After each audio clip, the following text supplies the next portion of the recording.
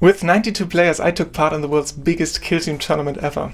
After a warm-up game against Novitiates, I faced Warp Coven on open board and then also played Voidsguard as game 4. And he took an analyzed railgun to the face without even flinching, and also 2 gun drone shots and didn't lose a sing. I'm blaming the dice right now, am I?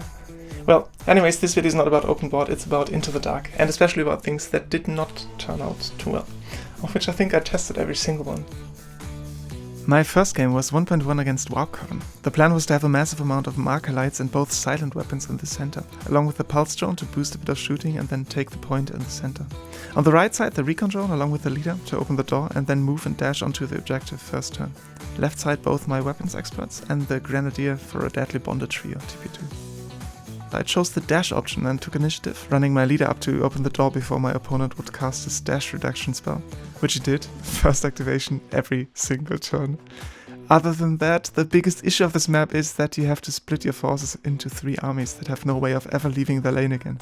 There are no doors or line of sight to the action in the other rooms, so once you've decided, there's no way back. He played a pretty cautious first turn, so just an empty doorway for quite a while. I decided to move the marksman up north, where he could still decide where to go next turn. I already sent the pulse drone to the point, there wouldn't be any shooting this turn anyways. My recon drone, with just 7 inches, was not able to reach the point and got somewhat stranded halfway there. Since there was no action in the center room, I decided to send my comms with the lower army and move the transpectral up north. 1 point for the central primary, another for patient hunter, ready operatives declare Montcar bonded recon sweep. And that is where I made a massive mistake. I guess I didn't expect him to be able to open the door, cast his dash reduction spell, move, shoot my leader, and then also dash back in 1 activation. My recon drone saved the leader, however, who in turn declared his revenge. Or at least tried to. Even with 6 inches I should have had enough movement to clear the barricade easily, but my opponent said no, knocked my leader a bit back with his ruler and redeployed his guy outside the objective closer to the door. My comms guy flipped to concealed and opened the door. He moved a gunner onto guard. I brought back the pulse drone, not sure if it was within charge range, but I didn't want to risk it. He moved a goat into the room, which I started marking. He brought in another goat. I announced to move the transpectral up to mark his leader, and right into the bee's nest again. Are you crazy? You're fucking bloody bastard, you bloody bastard, bitch, you bloody fuck you, bloody. Fucking bloody fuck bitch. Bloody fuck you fucking bloody bastard. Bench you bloody. You bloody. No, but why? Bloody no. Bloody. Why you fuck me? I fuck you bloody. What's your name? What? We called the TO, he repositioned his guy and the barricade to yet another place, and then he moved up the goat. I honestly could have still shot the leader, but at that point I was just happy to be shooting something. So I rolled with my leader, 3+ with 1 reroll. He saved 2 hits on 5+, but then he lost the 5 marker light goat on the center. He replaced that one with his 3rd sorcerer, and I felt like sending the blooded in to take out another goat. Talking about feelings, keep in mind you just know my side of the story. So I put his name and address at the video description for you. Es broma, tío, no te preocupes. Let's focus on what we can do to get better at this. As soon as this guy in the bottom had activated, it was safe for my weapons expert to move out into obscurity and take out his gunner. My grenadier moved onto the point and got ready to do some damage TP3. I won the initiative, but made a pretty bad call going for the bottom objective. With 3 spare guys behind the door, that point was pretty safe. I really should have activated the marksman and tried to kill his leader. But then we'd probably have the same discussion again. Well, I threw the grenade away, he charged my marksman, shot my leader, and I tried my luck with the blooded in the center. But he again managed to save his saves. He then charged my blooded, took him out, shot my drone controller, and at that point I think you can see the other huge mistake that I made, the drones.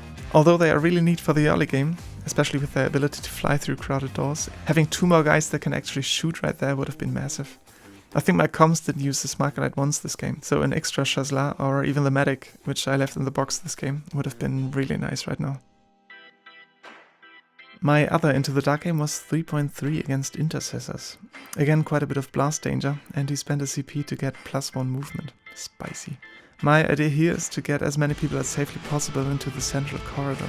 The leader onto the point for scoring an early patient hunter, the marksman in obscurity guarding the corner and potentially baiting out a shot with my transpectral. And on the other side, take out at least one of his guys that threatens to come too close to my corner. I started the game with a classical recon sweep, avoiding to be visible from the corner, and then opened the door with the marksman, placing him into obscurity and on guard. If you're confused how, I actually played Monka first turn here, going for Determined Tactician, TP2, to have 2 consecutive turns of free dashes around my leader. Let's talk about this later. My comms opened the door and gave an extra APL to the Blooded, and then once he moved his guy onto the objective, the little machine was ready to go. First the Pulse drone, then the Marker Light drone, leaving enough space for the Blooded between it and the wall. The Blooded took a shot with his optics, my orbital scan then brought the guy up to 5, and then the gun drone flew in to finish the job. However, only after another attack via the drone controller could he be persuaded to leave the table. I sent my medic to his position to the corner, and then moved the leader to take the point. To stand in the center of the room and be good bait. As announced TP2, I played Determined Tactician along with Bonded. My opponent won the initiative, looked at my leader and had a question. Even if the medic saves him, is he considered incapacitated for at least a fraction of a second? Heck, I didn't know. We called the TO, who read the rules carefully and decided yes. Alright then, he said, shot my leader, who got saved by the medic, and he scored 2 points for Headhunter, before disappearing behind his corner again. Yeah, to be fair, it was a long day, and this the 5th game. My brain was soup at this point. And yeah, we were having more of a fun hobby conversation than a competitive game here. But one really interesting situation did happen that I wanted to highlight. Take a look at the center. One of his guys opens the door, tucked away behind the frame. No way to reach him. The other guy is in charging range. I have a medic at the corner, grenadier and railgun within 1 inch of the door. What do I do? Open the door, enter the room and go on guard. I had a free dash from the leader, but once I opened that door, the visibility to him would be broken, so that didn't work. Dash back and go on guard outside of charge range? What if he charges the other guy? I had no CP left to shoot into melee. Open the door and go on guard right there?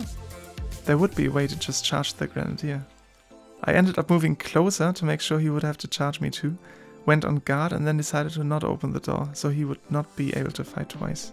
My opponent looked at the scene, moved onto the objective, took the point and then dashed right in front of the door. So as soon as I opened the door, he's within engagement range of the railgun, who already activated and couldn't even guard shoot? Or could he? Interrupt another Marine's activation to shoot the guy he is now in engagement range with? Another question to get your local TO into trouble. The answer is yes, by the way.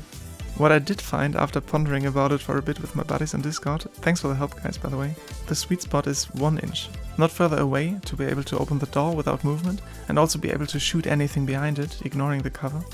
But also not much closer than the inch to not be within engagement range of anyone, like in this situation. Also don't get tempted to stand too far off center with your guarding guy, otherwise you risk getting hedge-fought without being able to shoot since you still need visibility to your target. In general though, avoid guard. I have yet to see a single shot actually getting resolved.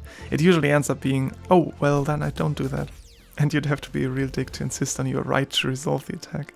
The one exception I think is exactly this. Guard out of obscurity to deny your opponent from moving and having no way to shoot you from obscurity himself. So, final thoughts. 5 games a day is just too much. Madre mia. If you don't train for it like for a marathon. Second thought, pick your operatives and also your CP spendings for turning point 2, 3 and 4, where you need them the most, where the actual fight is gonna happen. Monka twice sounds like a fun idea, but actually how many guys could profit from it and at what cost? So for the rest of the game I did not have access to any of my tactical ploys because I wanted to have bonded up all the time. It's just not worth it. The Pulse drone, similar story. It is a nice thing, like a nice gimmick to have this auto retainer in the first turning point, but then you have to position everything accordingly and it's just so complicated and it takes away from flexibility. So at the end I was stuck twice in both games with drones that could not shoot or could not pick objectives or open doors or anything. Focus on flexibility. Because you never know what the mission tells you you can't do or what your opponent tells you you can't do. Sometimes they have something really creative that they bring to the board and you are just like there stranded. I think that's maybe the overall arcing theme of Into the Dark. Flexibility is king. Or like a wise man once said, improvise, adapt, overcome. And if that doesn't work, Just. Okay, have a nice day. Bye-bye.